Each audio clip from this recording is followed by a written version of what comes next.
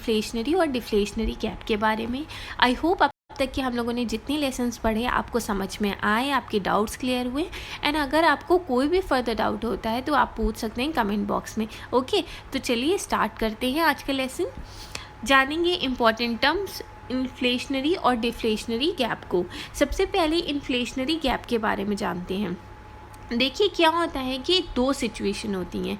एक तो normal situation होती है जहाँ पे डिमांड और सप्लाई दोनों बराबर होते हैं फुल एम्प्लॉयमेंट की सिचुएशन में। ठीक है, मतलब पूरा एम्प्लॉयमेंट है, जितने लोगों को काम चाहिए उनके पास काम है और जितना डिमांड है उतनी ही सप्लाई हो रही है। मतलब कि ये एक इक्विलिब्रियम की सिचुएशन है और यहाँ पे सारी चीज़ें सही चल रही हैं। ये इकोनॉमी बिल्कुल सही जा रही है। यहाँ पे जितनी डिमांड है उतनी ही सप्लाई हम कर रहे हैं और फुल एम्प्लॉयमेंट की है सिचुएशन। बट अगर मान लीजिए सारी चीज़ें सही ना चलें और जो डिमांड है वो तो ज़्यादा हो लेकिन जो सप्लाई है वो कम हो जाए, तो इसी को बस हम लोग बोलते हैं इन्फ्लेशनरी गैप। क्या हो रहा है कि डिमांड तो ज़्यादा है लेकिन सप्लाई कम है। जो एक आइडियल सिचुएशन, जो एक इक्विलिब्रियम है, वो फॉलो नहीं हो रहा है और डिमांड को पूरा करने के लिए, जो मांग है उसको पूरा करने के लिए सप्लाई नहीं हो पा रही है, सप्लाई कम है। बस इसी को इन्फ्लेशनरी गैप कहते हैं। सो आई होप आपको ये डायग्राम से समझ में आई है। बाकी हम लोग थोड़ी थ्योरी पढ़ के इसको समराइज़ करें जिससे आपके डाउट्स एकदम क्लियर हो जाएंगे। तो यहाँ पे ये दिखाता है जो गवर्नमेंट की स्पेंडिंग है नेशनल इनकम से ऊपर चली गई हैं, मतलब फिज़िकल डेफिसिट हो गया है। और फिज़िकल डेफिसिट है मतलब कि सप्लाई कम हो रही है और डिमांड बढ़ी हुई है। इसको ही इन्फ्लेशन गैप कहते हैं। ठीक है, और ये जो है प्रोडक्शन लेवल में इंक्रीज़ करने की बात करता है कि भाई जितनी मांग है कम से कम उतनी पूर्ति तो करवाइए, उतना सप्लाई तो करवाइए। इसीलिए इसको पुश करता है कि ये प्राइजेस इसके कारण क्या होते हैं, अप हो जाते हैं। जैसे हम लोगों ने फर्स्ट लेसन में पढ़ा था, क्या होता है कि जब सप्लाई कम हो रही है, डिमांड बढ़ी हुई है, तो अपने आप ही प्राइस राइज करेंगे। इसी को हम लोग प्राइस राइज होने को इन्फ्लेशनरी गैप कह देते हैं, क्योंकि हमारा सप्लाई कम है और डिमांड बढ़ी हुई है।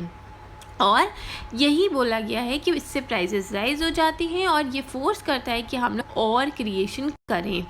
ठीक है, तो बस यही है इन्फ्लेशनरी गैप। एक आइडियल सिचुएशन है पहली सिचुएशन, जहाँ पर जो एग्रीगेट डिमांड और सप्लाई दोनों बराबर हैं। हम लोग एक पॉइंट पर फुल एम्प्लॉयमेंट है और एग्रीगेट डिमांड सप्लाई दोनों बराबर हैं।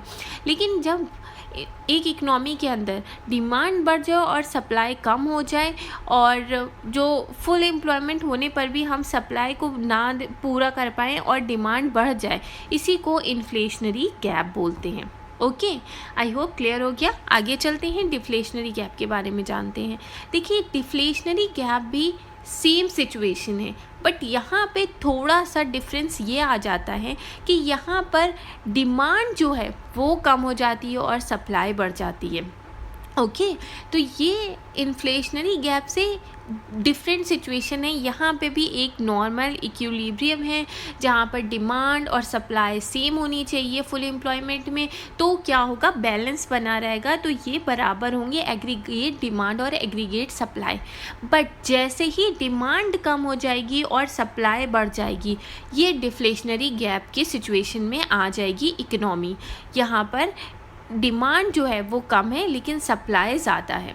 ओके, तो ये देखते हैं कि यहाँ पर क्या हो रहा है, शॉर्टफॉल हो रहा है गवर्नमेंट की स्पेंडिंग में, फिजिकल सरप्लस है उनके पास। तो क्या हो रहा है, ज़्यादा से ज़्यादा एसेट्स क्रिएट्स होंगे, नेशनल इनकम और क्या होगा, गवर्नमेंट स्पेंड करेगी। तो यहाँ पर जो नेशनल इनकम जो हो रही है उससे क्या हो रहा है कि डिफ्लेशनरी गैप क्रिएट हुआ जा रहा है इकनॉमी में। यहाँ पे ज़्यादा से ज़्यादा प्रोड्यूसिंग की सिचुएशन होती है और डिमांड जो है वो कम होती है, जिससे इकनॉमी में स्लो डाउन आ जाता है। डिमांड है वो कम होगी तो स्लो डाउन तो आएगा ही। इसी को हम लोग आउटपुट गैप के नाम से भी जानते हैं कि जो हमारा आउटपुट है वो तो है, ठीक है, जो हमारा सप्लाई है वो तो बना हुआ है, लेकिन जो हमारा डिमांड है वो कम हो गया है। इसको हम लोग डिफ्लेशनरी गैप कहते हैं। ठीक है, तो इस सिचुएशन में क्या रहा है कि डिमांड कम हो गई है, सप्लाई बढ़ गई है। और डिफ्लेशन मतलब कि क्या हो रहा है कि नेगेटिव तौर पर जा रहा है, यहाँ पर महंगाई कम हो रही है। ओके, तो यही हो गया हमारा डिफ्लेशनरी गैप, क्योंकि सामान ज़्यादा है और डिमांड कम है।